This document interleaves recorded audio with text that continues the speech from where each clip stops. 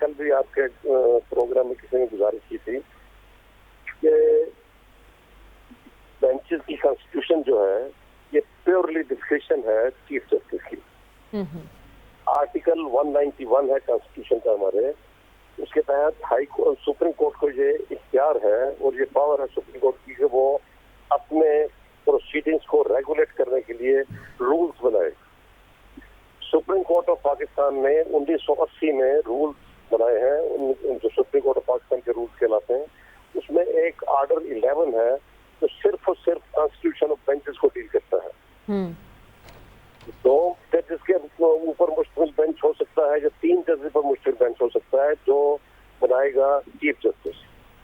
अगर कोई bench opinion में इक्वली डिवाइड कर जाए तो वो फिर भेज सकता है चीफ जस्टिस को ये सिफारिश कि ये किसी लार्जर बेंच के कंसेप्ट सिर्फ वहां पे इस ऑर्डर 11 की प्रोवाइजो में मौजूद है कि लार्जर बेंच उस बेंच की जो बेंच सुन रहा है और उसके बेंच के मेंबर जो है इक्वली ओपिनियन में डिवाइड हो गए हैं।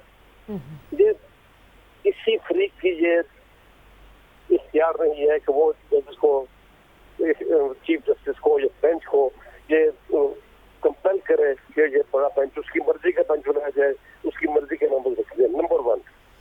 नंबर 2, मेरी ये रिजर्वेशन है, सीरियस रिजर्वेशन है कि इस किस्म की जो एप्लीकेशन या दरखास्तें आई थी बेंच लार्जर बेंच या फुल कोर्ट बनाने के लिए, वो जुडिशल साइड का बिजनेस नहीं था, वो एडमिनिस्ट्रेटिव साइड का बिजनेस था और वो डील होना चाहिए था एडमिनिस्ट्रेटिव साइड पे in between the registrar office and the office of chief justice. ये जुडिशल साइड पर लेके बैठ गए उसको और उसको फिर वो कंपेल कर रहे हैं। और अब वो मैं तो ये कहूँगा बड़े अदब से कि ये बेंच अब मिन्नत करने पे आ गया है कि आप बाइकट न करें, आप हम बैठे हैं आपकी खिदमत के लिए, आप किसी और अल्लाह के बंदे जो बाइकट कर रहा है, जो नई बात आपको आपके सामने करना चाहता, बाइकट का कोई कानूनी जवाब नहीं है किसी किस्म का। जब उन्होंने आपकी जुरिसडिक्शन में सरेंडर कर दिया फिर उनको ये पाबंदी है कि वो पूरी तरह असिस्ट करें कोर्ट को।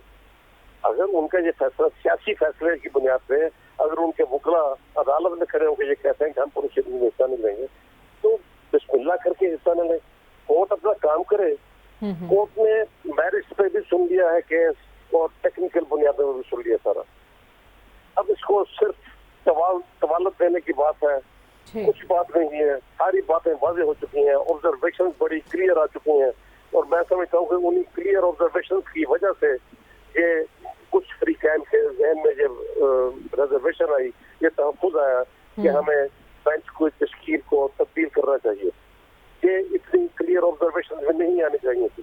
जजेस को अपनी जजमेंट्स के जरिए ही बोलना चाहिए, उनको इतनी लाउड थिंकिंग नहीं करनी चाहिए कि यानी आप कह रहे हैं कि अब मामला क्लियर है, जिन्होंने बायकॉट किया है वो बायकॉट करते रहें, अब फैसले की जानिब जाना चाहिए। आज फैसला मुतवक्के है आपकी नजर में? एडजुडिकेशन करना चाहिए, अदालत को फैसला देना चाहिए। अदालत ने सुन लिया, जो फ्रीक अपनी बात नहीं सुनाना चाहता हम उसके घर जाके उसकी बात नहीं सुनेंगे। आप अपनी फैसला दें जो भी करना है आपने।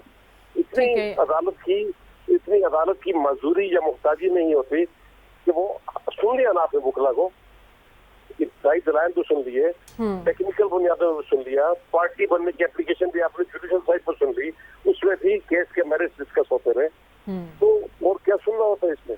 ठीक है, यानी आप कह रहे हैं अब फैसला जारी करना चाहिए, लेकिन इस दौरान इरफान कादिर साहब ने कहा कि फुल कोर्ट से मुतालिक फैसले पर नजर सानी दायर करेंगे। ये पॉइंट समझा दीजिए, नजर सानी का हक रखते हैं? ये एक बड़ा मजाक है ये कि आप जो मेन प्रोसीडिंग्स हैं उनको बाइकआउट कर रहे हैं, उनमें आप जस्ट करना नहीं चाहते, उनमें आप कोर्ट को रेंडर नहीं कर रहे सिस्टम्स को भी, और फिर उसी फैसले में जो उसी प्रोसीडिंग के बुनियाद पर जो फैसला आएगा उसको आप कह रहे हैं हम नजरसानी करेंगे। और नजरसानी क्या करेंगे? नजरसानी वो होती है कि जब आपने जो प्रोसीडिंग्स में मेन प्रोसीडिंग्स में पिटीशन या अपील की प्रोसीडिंग्स में आपने जो दलाइल दिए हो उनसे कोर्ट ने इत्तेफाक न किया हो, फिर आप नजरसानी में जा सकते हैं। आपने दलाइल देना ही बंद कर दिए, आप क्या नजरसानी करें? किस चीज की नजरसानी चाहेंगे आप?